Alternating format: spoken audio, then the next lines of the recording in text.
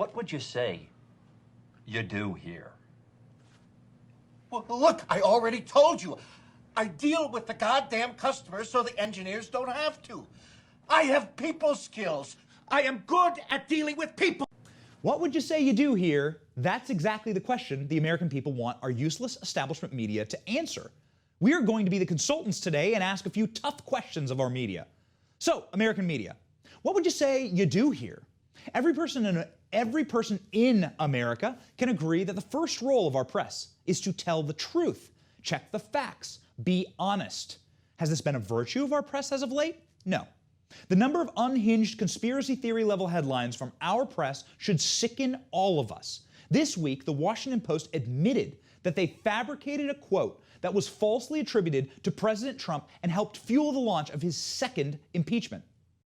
President Trump personally called Georgia's lead elections investigator and demanded that person produce evidence which didn't exist. A second call from President Trump to Georgia officials about trying to overturn the election, find the fraud, and then that person would be a national hero. Trump making that call was essentially interfering in an active investigation when he asked the top investigator to, quote, find the fraud. Find the fraud. Urging them to, quote, find the fraud. This was first reported by the Washington Post. Quote, it happened. It's real. We cannot be more clear. Trump never said this. It's slander. It's libelous. We hope Trump sues them into the Stone Age. Yet the media ran this libel without verification and based entirely on anonymous sources. The number of times that this happens, by the way, in our corporate press is enough to make sane men snap. There's a good take from the editor-in-chief of the Daily Caller, Jeffrey Ingersoll. Jeff writes here, Trump told them to find the fraud. Fake. Jesse Smollett, fake. Covington, fake. Hands up, don't shoot. Fake. Jacob Blake was unarmed. Fake.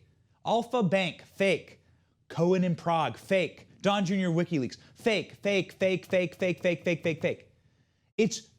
You can't even keep track of it. It's bewildering. It makes people that wish for integrity in our media go insane. During the Trump administration, our media's unhinged conspiracy theories made QAnon look like a Sunday school message board. Need a reminder? Check this out. The president is a Russian operative. That sounds like the description of a bad Hollywood screenplay, but it is real. The face-to-face encounter, the man, Nathan Phillips, apparently wanted to diffuse the tension, and he walked up to do exactly that. And surely the kid, Nick Sandman, he doesn't seem to be afraid, but he did make a choice, and that was to make it into a standoff. Chicago police say actor Jesse Smollett, who plays Jamal Lyon, was beaten on a downtown street and even had a piece of rope wrapped around his neck. Sounds real. All of those stories, so real. Remember, reported completely flat, right? This happened. This is real. Garbage. It's fake. So does our corporate media tell the truth? An important question. Fail empirically. Next test. Does our corporate media bring us new and useful information? The best check of this is the White House press corps, who are in the room often daily with the president's spokesperson. What kind of questions are they asking? Let's check the tape. We heard all about dogs. We were promised a White House cat. What happened to that? Where is the cat? Today's a good day for the cat. I don't have any update on the cat. We know the cat will break the internet, but I don't have any update on its status. Okay, and on a lighter note, will he keep Donald Trump's Air Force One color scheme change? This is such a good question. I have not had the opportunity to dig into that today. Can you just give us some color about what it was like for him going into the Oval Office? He's been waiting for this for so long. What was his reaction? Wow, so touching. Those questions are softer than AOC's frontal lobe. Pelosi's morning martini is stronger than those questions. There is more hot air blowing in the White House press room than hot air blowing out of Eric Swalwell's pants on live TV. Taxpayer dollars to ask the Ukrainians to help them cheat an election. Oh, so gross. So gross. So what did the press do to other press secretaries, specifically Trump's press secretaries? Did they treat them with kid gloves? I think not. Watch this. I'd like to drill down on something that Peter asked yesterday, and I profess my ignorance in this, but next week when he goes for his dog smile... Yeah. So, I mean, if you want to call yourself ignorant, I'm not going to argue. Thank you, everyone, for the very good and substantive questions today. Do you understand that you lost? I don't call on activists. I'm not an actor. There have been folks out there who have said, you know, there's a cause and effect. He watches something on Fox and Friends, and then he tweets about it. Is that what happened this morning, and does that go on? I'm sure you're disappointed he's not watching CNN. I think he watched a lot of CNN, if you don't mind. Jim thinks he's got her now. Watch this. I don't think that's true. Your numbers would be higher. Kaylee and Sarah, Savage Queens. We miss them like the desert misses the rain. And now for the big question. Does our modern corporate media attempt to hold our powerful accountable? The reason freedom of the press is enshrined in our First Amendment is because the founders of this country wanted a media that was fearless and would be able to check corruption of the powerful. That's what they fought against. Sunlight is the best disinfectant. So how is our media treated the most powerful man in the world, Joe Biden? Well, Joe has had a tough couple months, but not exactly from the press. Remember this cringe moment from Kamala Harris when she roasted Biden. You notice I have more people supporting me in the black community that have announced for me because they know me. They know who I am. 3 former chairs of the Black Caucus. The only African-American woman that ever been elected to the United States Senate. A whole range of people. No, my point is... that's not true. The other one is here. I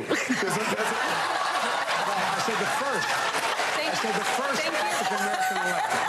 First African-American. So my point is that one of the reasons I was picked to be vice president. Yeah, I'm old enough to remember that.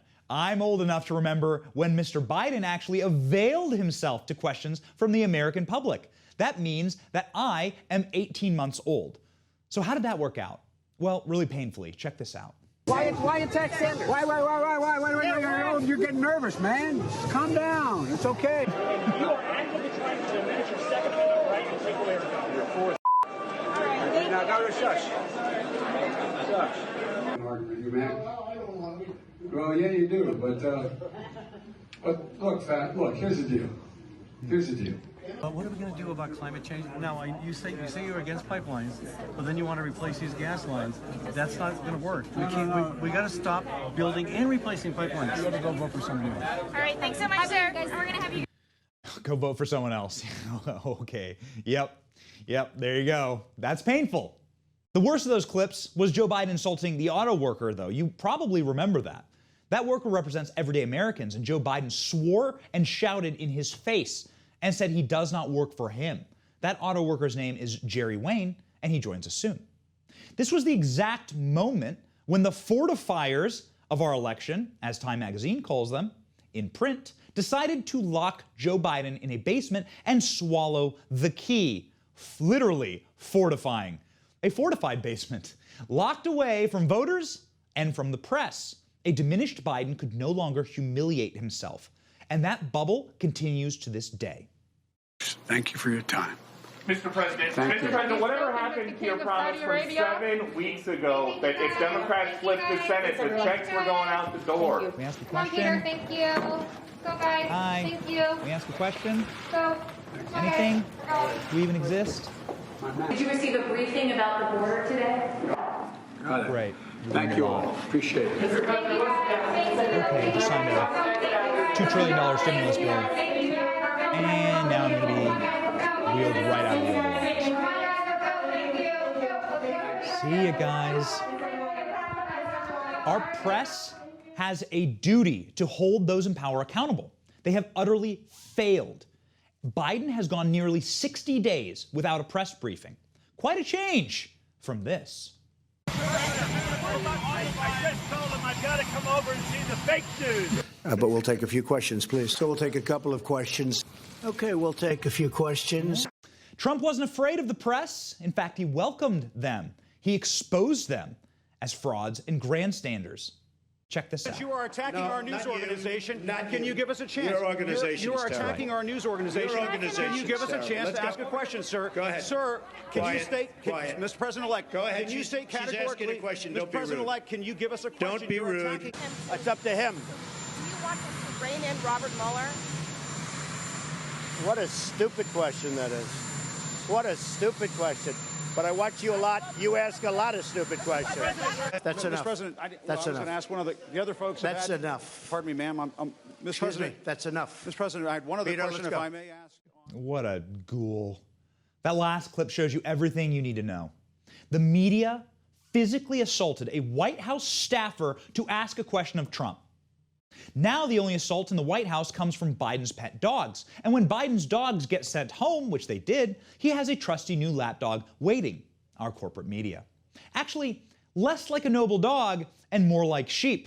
When Biden gave his victory speech at the DNC convention, instead of sticking around for questions, the media ran as fast as they could to bask in the glory of dear leader. Remember this? We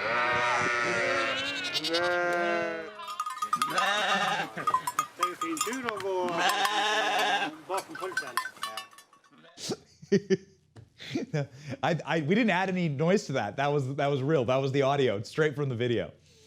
So what would you say you do here? That's the question. Alas, our sheep-like corporate media have failed us. They do not tell the truth. They do not bring you useful information about America. They certainly do not hold the powerful accountable. It's long past time we as Americans demand more from our press. We at Newsmax are deeply honored to have your viewership and your trust. We will not let you down. Speaking of down, have you heard of Brian Stelter's show? It lost 1 million viewers on CNN. Can't imagine why that would be. It's anyone's guess, really. Why wouldn't anyone want to watch that? We at the Benny Report suggest our corporate media simply give up the charade. Give up the charade? Give up the charade. Turn in your press credentials and drool into a cup as you repeat word for word the Biden administration's public service announcements, like this important one. And I know the effects, the aftermath, the trauma, psychological, physical, mental. It can be terrifying, waking up every day feeling unsafe in your own body. But we're here to remind you that it's important to reach out to someone in your life that you can trust and to know that they will be there to help you. There will be someone to listen. Because you know what? It's on us. Visiting angels, America's choice. Come on. Come on. It's hilarious. So what would you say you do here? At least the meme lords are still hard at work. God bless them. You just watched Newsmax TV, America's fastest growing cable news channel, now in more than 70 million homes. You can get Newsmax TV on your cable system or check your cable guide. And if your system doesn't carry Newsmax, call them, tell them you want Newsmax TV, because we're real news for real people.